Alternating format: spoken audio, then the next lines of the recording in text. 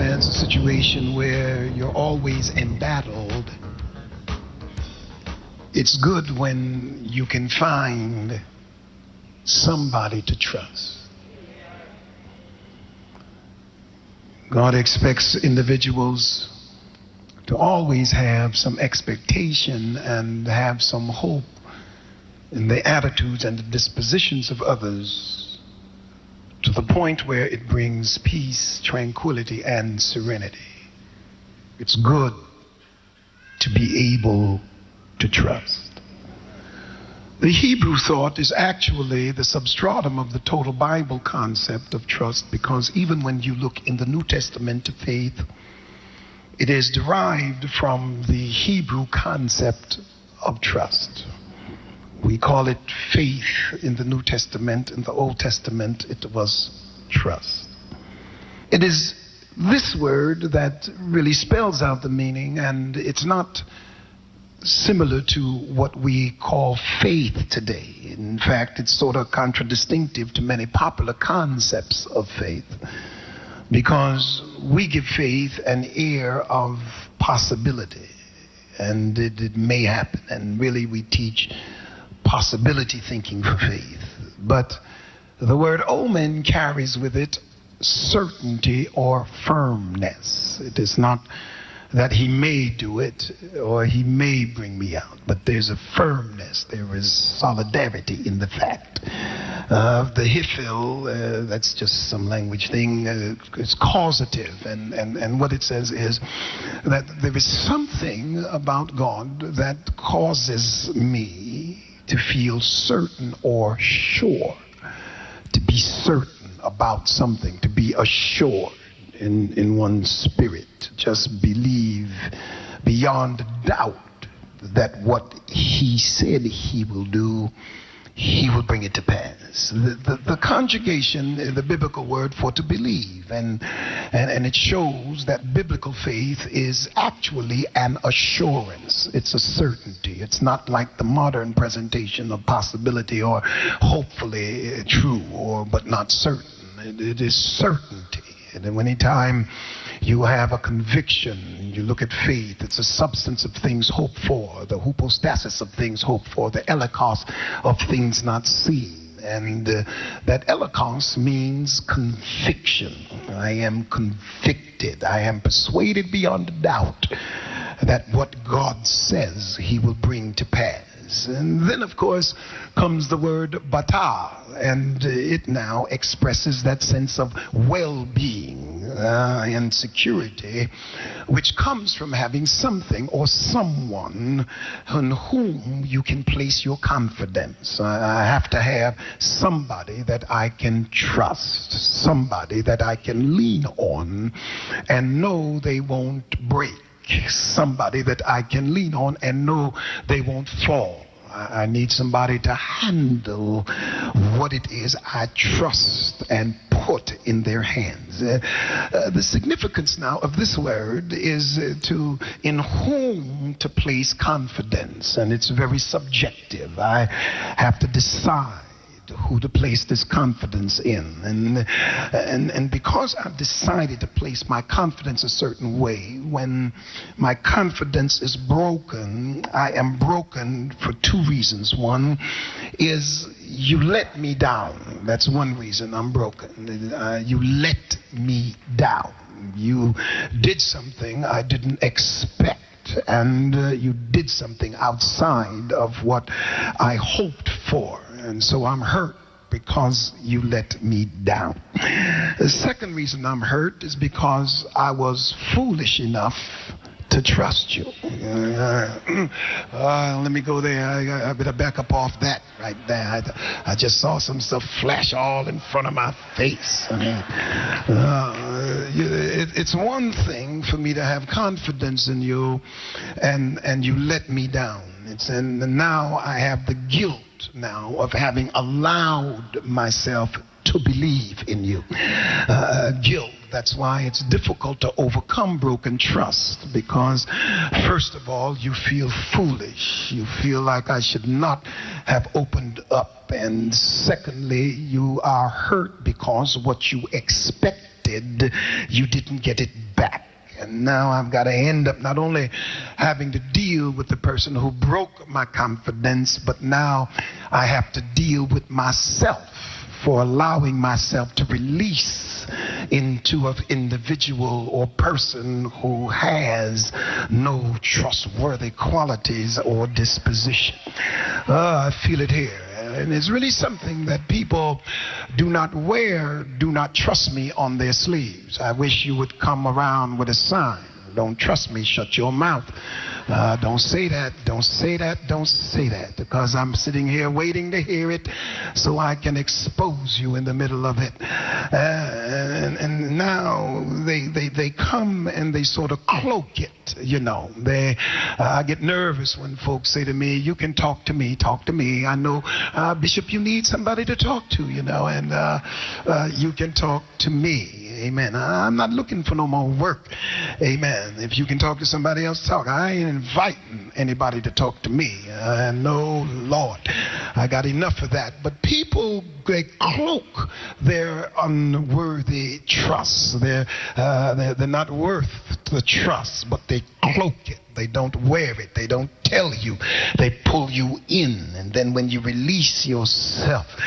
And so this word now is a word that's the connotation is bata, is feeling secure. And the word is not translated to believe, but it's translated rather to hope, to feel secure, to be unconcerned. And you see where trust is. Trust is where you're unconcerned. I'm not concerned about my brother. I'm not concerned about my sister. If I were concerned, I'd be a little more careful. Yeah. But Ta then adds the dimension of ambivalence, because now it is folk who live at ease. Can you imagine?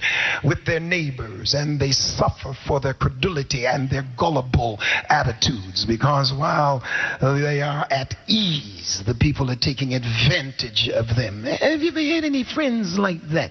That you were just at ease and you were just relaxed around them, and you're going into your computer and you just spell out your password, and you're going into your safe and you just punch out your combination, and you're at ease with the person around you. You have just let your hair all the way down, and you have allowed even the ugliness that you would suppress if you were around somebody who you didn't trust. But now you have let even that down until they're not looking only at you from the outside, but you have opened up and they have dissected everything about you on the inside, and stuff that they couldn't find out, you freely released it.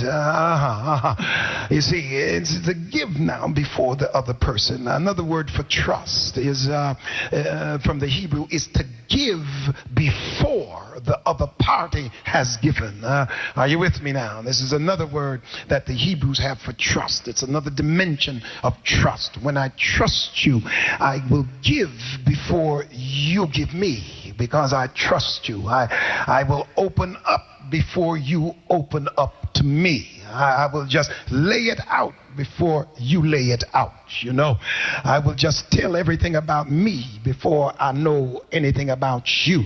I will give you before you give me. Why? That's another word for trust.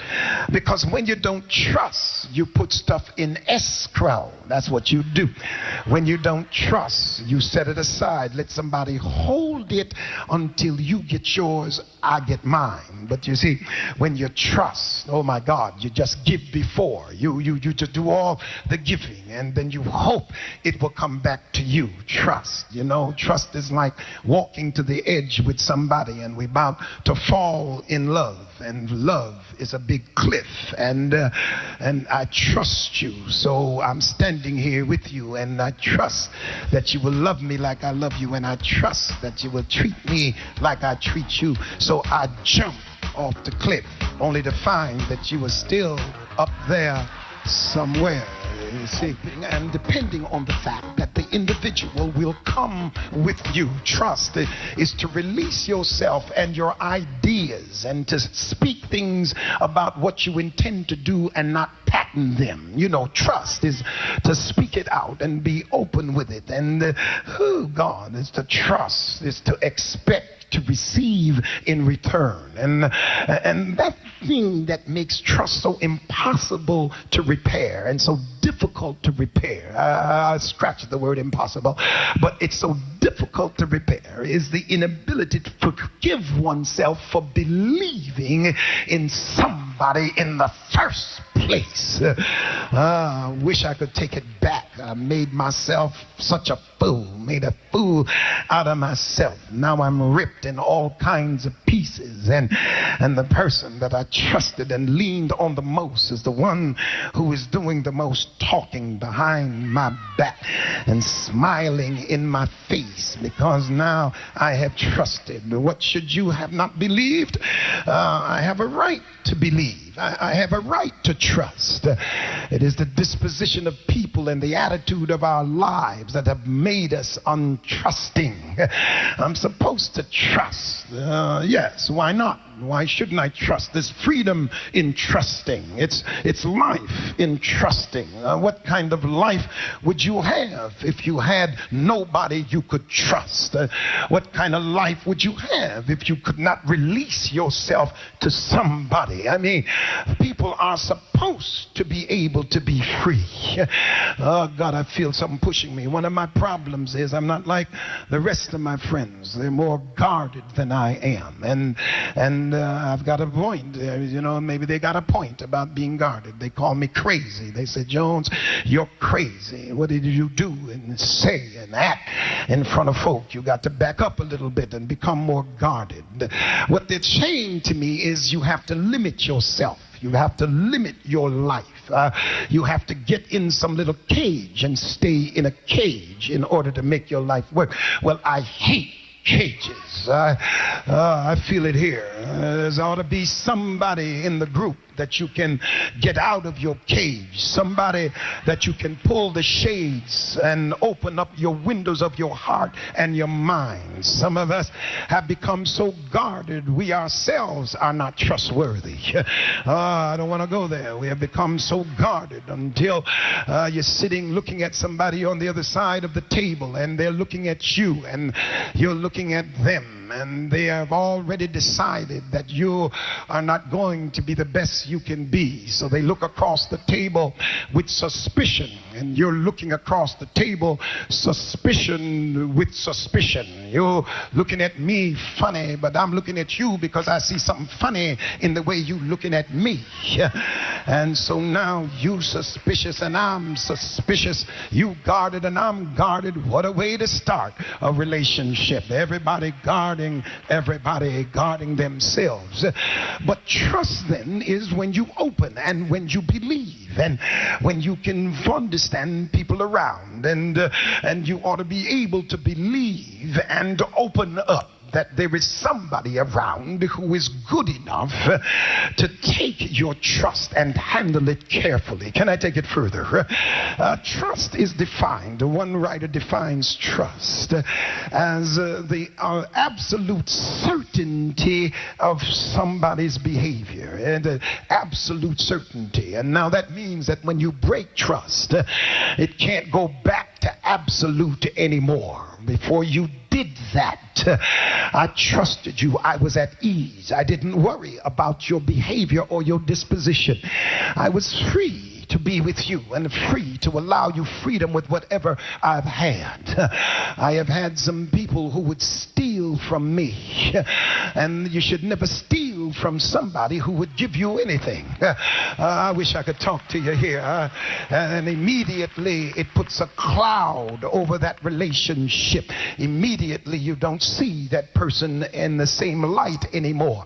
Sometimes you try to trust again, but trust is absolute certainty in the behavior or the actions of someone. And you want to trust, but now you find yourself wondering what what were they doing? What are they doing now? Because now, when you stop trusting, you've got to begin to control. Can I preach to you just a minute about that controlling spirit?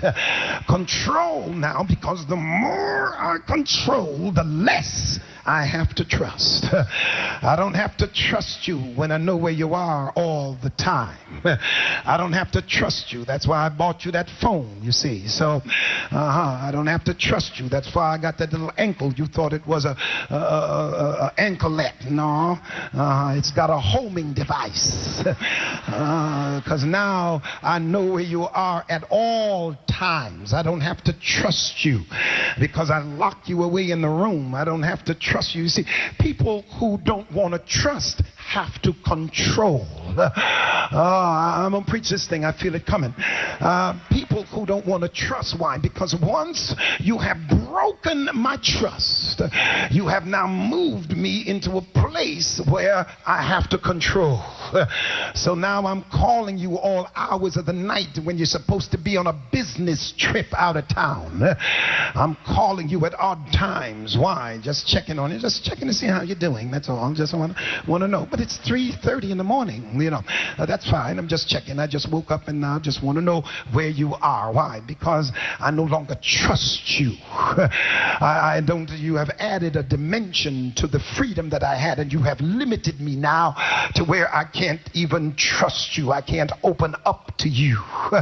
If you notice now, this absolute trust or certainty in the trustworthiness of oneself or another has been broken. So now to lose faith in you is to lose my freedom to be around you. To lose faith in you is to lose my expression. I can't open up like I used to. And so to lose faith in you is to limit my existence. When you talk about the absoluteness of this word, I made an example this morning. It also suggests the infant in the hand of an adult. And I used to toss my son up as far as I could and then catch him when he came back down, my oldest son. And one time he broke my lip apart because I couldn't hold him off. I had tossed him so far. And all he was doing this. He wanted to go back. Little did he know how close he came to breaking himself up. But he trusted me to the point. When Jesus talks to us about our relationship with him, he says that we ought to trust him as little child, unless you become like a child. You know, that kind of child trust, because the child has not yet figured out where the pain and where the hurt is. The child just trusts. That's why you've got laws about adults dealing with children, because you've got to put laws on wicked folk, because they'll take advantage of a child's trust. I hope somebody's here today that needs to waken up and understand trusting again. My life is in your hands. And if my life is in your hands, there's some things I gotta be certain about.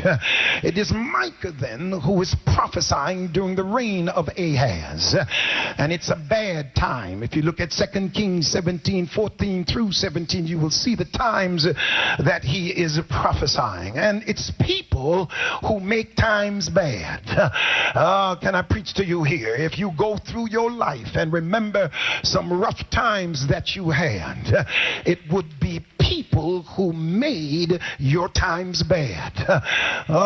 People talk about living in LA and living in New York, and I enjoy New York or LA. It's people who you enjoy in a certain place. It is not just the place, it's the people. The people who are around you can make you miserable or make you happy. And I've got news for you. I promise you that the person who has made you the happiest is probably the person who has made you the saddest. Don't go there with me now. I'm going to leave that alone too.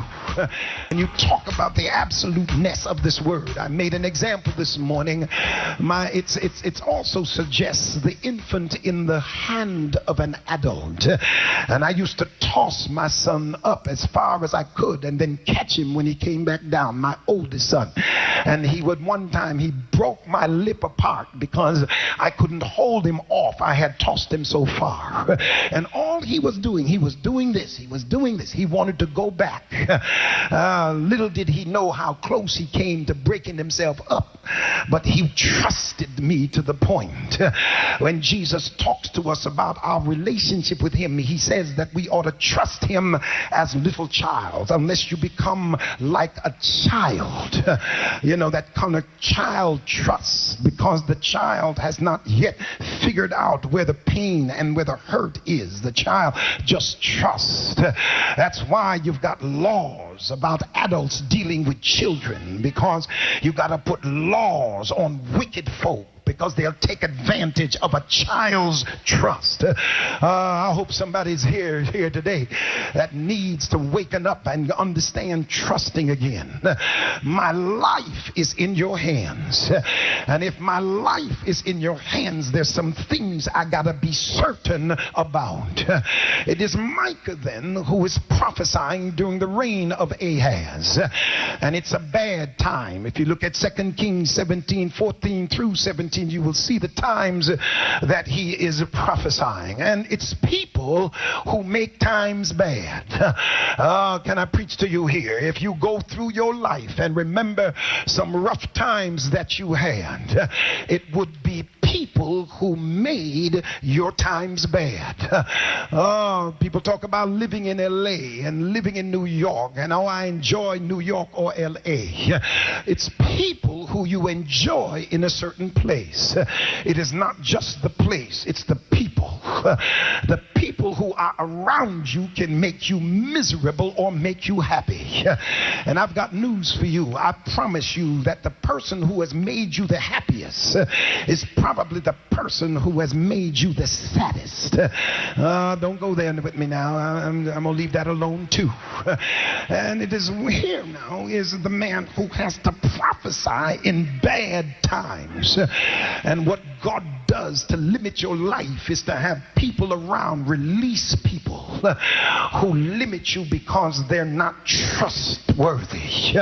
And the Lord now concerning the prophets, Micah says, thus saith the Lord concerning the prophets that make my people err, that bite with their teeth and cry peace, and he that putteth not into their mouths, they even prepare war against him, unquote. Anytime you are living in bad times, you live with people who lie to you. And anytime you're bound around a lot of liars, you're around a lot of bad times, because it takes truth to release freedom. And when you live with liars, you live with nothing, because if it's not the truth, it's not anything at all. You might as well tell me. If I've got to make a decision, tell me the truth. Let me deal with the truth, because truth is reality, lies is fiction. And I don't need to make a decision based on fiction. I need a decision based on truth. If I won't deal with you after you tell me the truth, then I don't need to be with you. And don't let me deal with you because you're telling me lies, because I'm dealing with nothing. I wish I could talk to you here.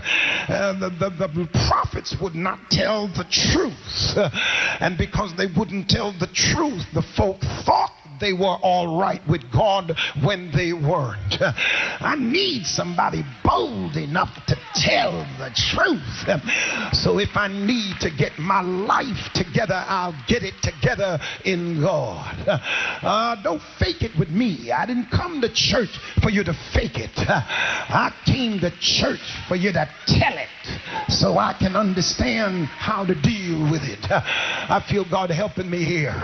I'm waking. I got up now. I'm awake.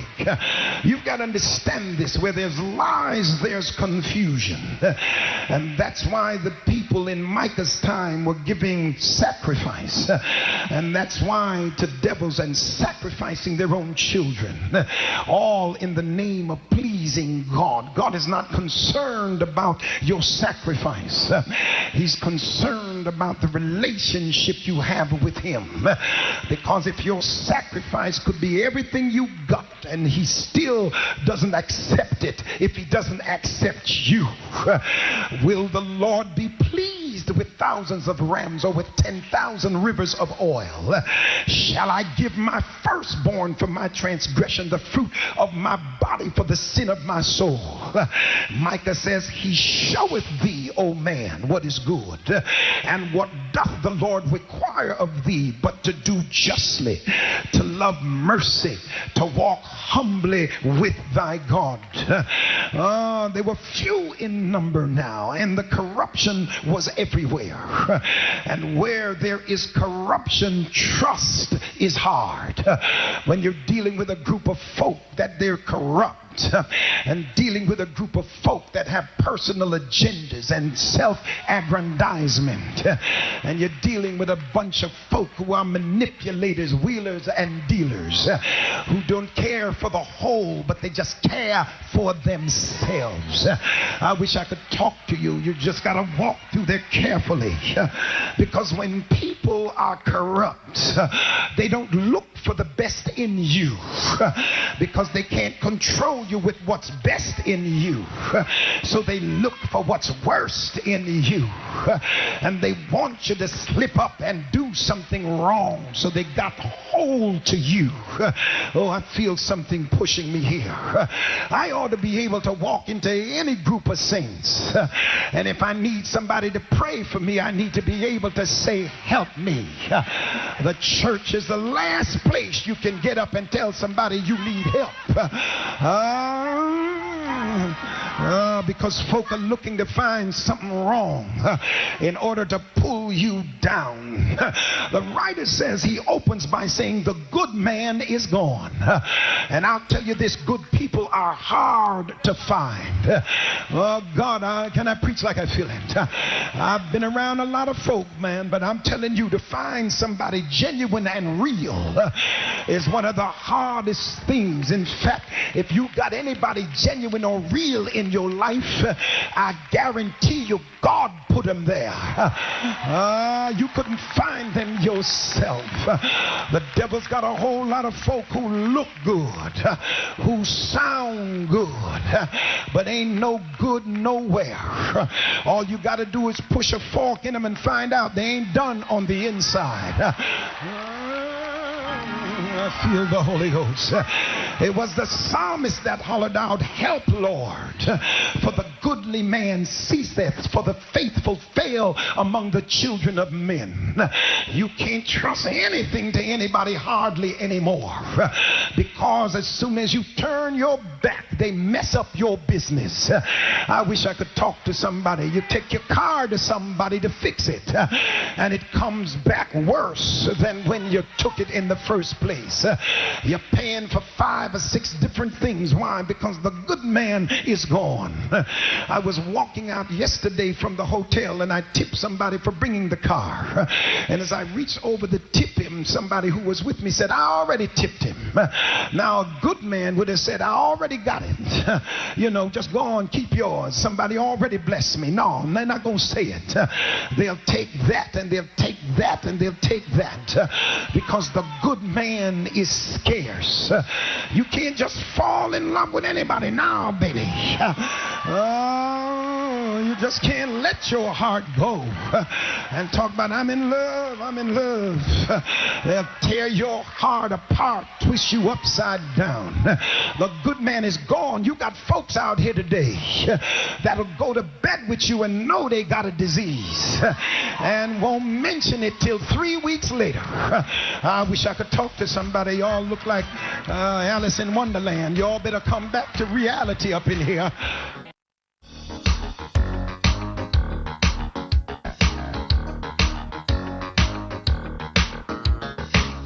You can't just meet somebody you don't know and be kissing on them. Can I preach to you in this house? They won't tell you I'm all messed up. A good man is gone and violence is rampant. You got killers everywhere. You got killers in Givenchy. You got killers in Mugler. They ain't looking like they got a fatigue honey gone. They coming sweet and they coming dripping with honey. But they got killing in their spirits and in their minds. They'll kill your reputation. They'll kill your character. They'll destroy your life. They'll mess up your home. They just got killing on their mind. He said, I see killers everywhere, but my soul is hungry and I'm longing for the first ripe fruit. I can't even get some fruit up in here. I can't get anything to satisfy my soul. You know you're in trouble when you're hanging with folk and can't get no satisfaction. Can't get no satisfying at all. Spending your money and your time, giving up your spirit to folk, and there's no satisfaction nowhere. There is no right fruit. You got killers everywhere. And not only that, it's one thing for them to be a killer and leave you alone, but it's another thing when they sit around and connive to tear you apart. I don't know who's been whispering about you, but God told me to tell you, I got your back. I feel the Holy Ghost.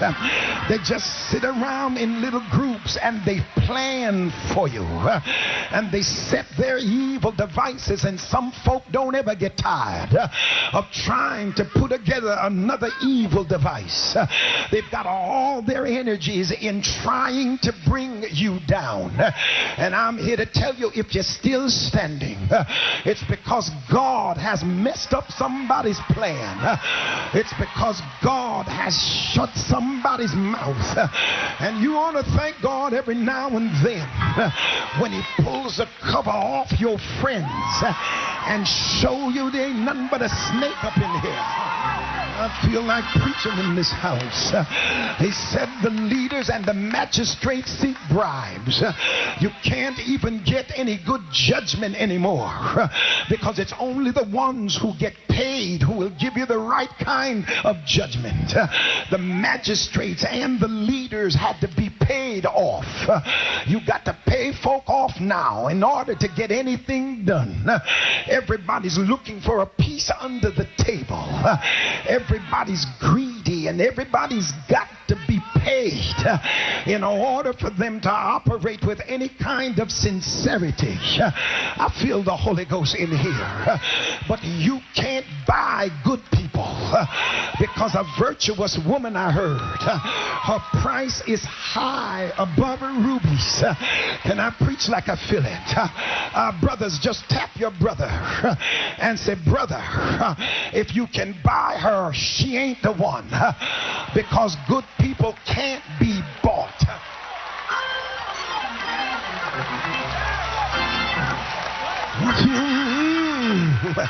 He says they got to be bought.